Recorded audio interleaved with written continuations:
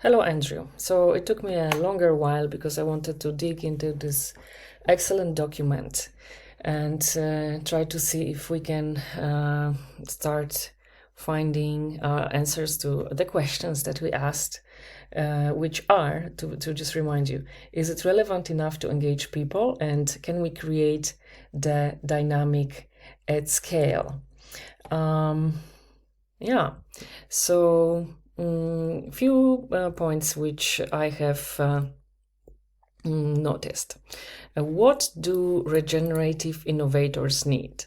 I'm kind of feeling that this research that took so much time wasn't really done in a way that it is in the go-to-market strategy playbook.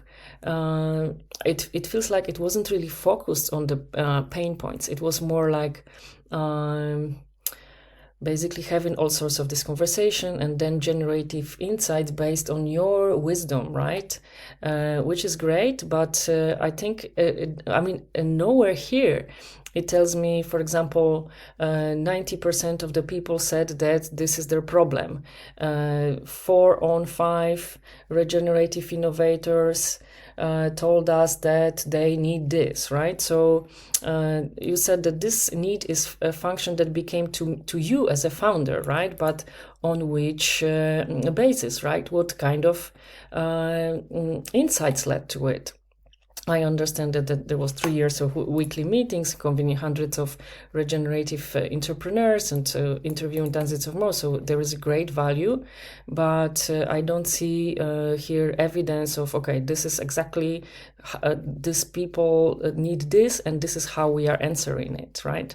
So therefore, it's kind of like that all of this document more comes from your experience and your insight rather than answering the needs that these people have expressed. So what else I have noticed here? Let me get a little bit further. All right. Service offering. Three Horizon offers a trusted, global, accessible, and vetted source of knowledge and practice for regenerative development.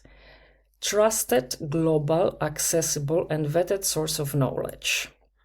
Right. This is what this Three Horizons offering. I have also noticed here in the value prop that what is the value core value is insight and intelligence, right? While at the same time,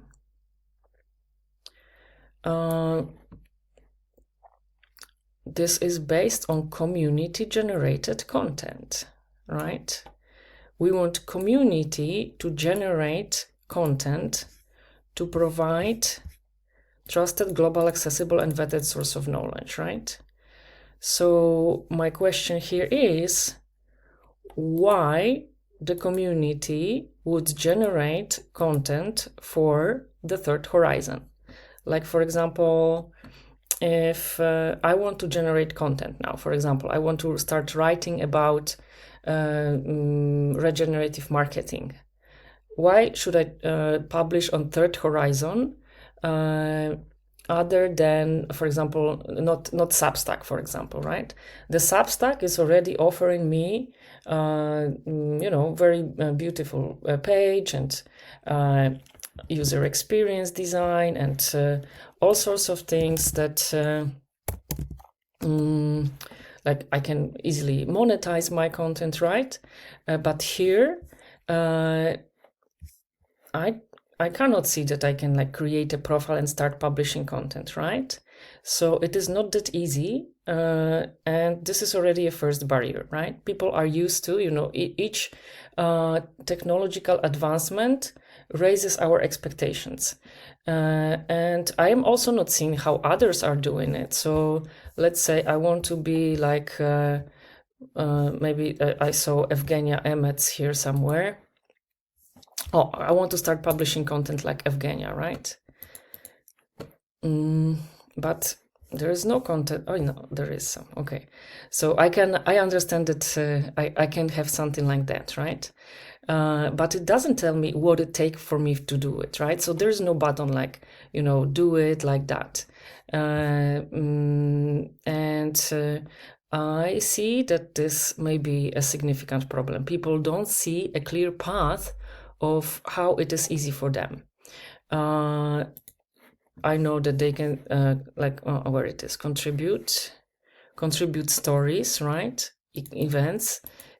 I can see the guidelines, but it's all feels like, okay, I have to write an email, but what do I write in this email?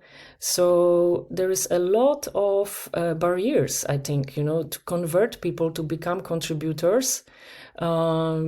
It is much easier for me to go and start writing on LinkedIn because my network is already there. I know how many people does it reach. The same thing goes with Substack. I know the playbook, and I follow a lot of people. So I don't see why it would be easier for me and more relevant to publish in Third Horizon, not anywhere else, right? Let me pause a moment. Okay, we are in another part of this document. I looked at the business strategy, and here I'm spotting another problem. Three Horizons' ability to visibly align, engage, and serve its communities as participants in creating content, brand, and values alignment are intimately tied together. They might work together to generate success at scale. That's, I think, the core of this flywheel that you would like to have. And I guess if this thing would indeed work, I'm imagining that I would say that this is a good idea. Of course, the devil is in the details, right? And now, if any of these elements break, then it doesn't make sense anymore, right? And you have mentioned that there is not really any channel for the community where they can engage, right? Like every day, exchange information, and there's no journey for the user, like how they start and like what they discover, what are the aha moments, like what else they can do. So there is limited amount of ways in which the community can engage. Now the brand and shared mission. I mean, I get it because I can get the essence pretty quickly, but at the same time, when we get on the website, I would say that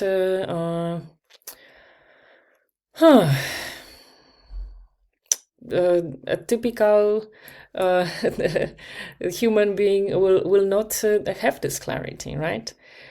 Third Horizon finds, focuses, and shares your stories of regenerative practice and knowledge development, providing the contextualization and connective tissue that fellow creators seek and that society needs. Very long sentence. Providing the contextualization. I can imagine what this could mean. And connective tissue. Okay, that's a great idea. What is this connective tissue? How you are providing it? How do you, if I'm a fellow creator, how exactly do you let me find this creative tissue, right? And now focuses and shares stories of regenerative practice and knowledge development. Stories of regenerative practice. Where are the stories of regenerative practice? Okay, there is one building community food webs. With one, okay, all right. There are some stories because the first, I would say, 1, 2, 3, 4. My IC events basically. Another event. Here's another event. Somehow, in general, I feel that this display. I know that it's beautiful, but because there is so much text, on thumbnails. It somehow disappears, and I don't know what I'm looking for. I think it is not very clear. I think this is a book, right? But see, there is white field, so it kind of disappears, and I don't know which is where. So sometimes I don't know what I'm looking at. Perhaps it would be a better idea to have, for example, events, practices, tools, people, and like that each time. Also, I'm coming to the website, I see there is something new in the film that I am interested in, because perhaps I am only interested in events, so I don't care about like leading regenerative transformation, right? So okay, I'm sometimes checking it for the first time only. Okay, there is no. I would say that of course there is. I wanted to check if the mission is being fulfilled, if we have stories of regenerative practice and knowledge development. Stories, I think. Stories is the... Stories would also tell me, like, that perhaps it should be storytelling, but it's more like reporting, like it's more academic, right? So, sparks of regeneration... it's not given me in the form of stories, right? So, having that said, what I mean is that this, in my opinion, needs more. It has to be sharpened. Yeah, it has to be sharpened. We are powered by community participation. Like, how does the community participate, right? Where's the community? So this kind of problems I'm spotting. And now coming back, content, quality, value, right? Is this the content quality that you want to have? And I would say that I appreciate that it's sharp. It has a download page. It opens in a different window. It has, it tells me what topic it is on, right? But I'm missing, again, storytelling. I'm missing video, definitely. I think today's world is largely about video and images also.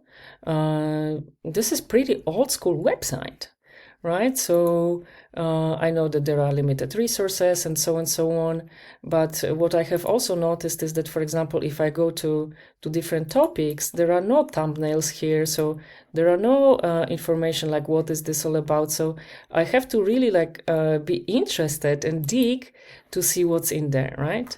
So, for example, this thumbnail could have been here. I'm like, oh, I recognize the logo. I know that it's about the gathering, right? So this high quality content is here. It is rather displayed as an old school library type of website, right? It's it's an old technology. This is also the truth that you have to face. That this entire strategy is, I would say, mostly the first thing that you are listing here is a website. So we are dealing with Web 2 technology, right? And many regenerative pioneers that you are mentioning here as your primary target audience. Who's the target actually? There is no target market analysis. Interesting. So all right, whatever. So what I'm saying is that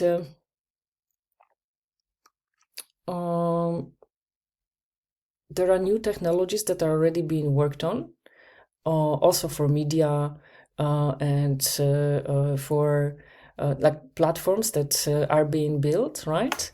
That are working on bulldozing those silos, right?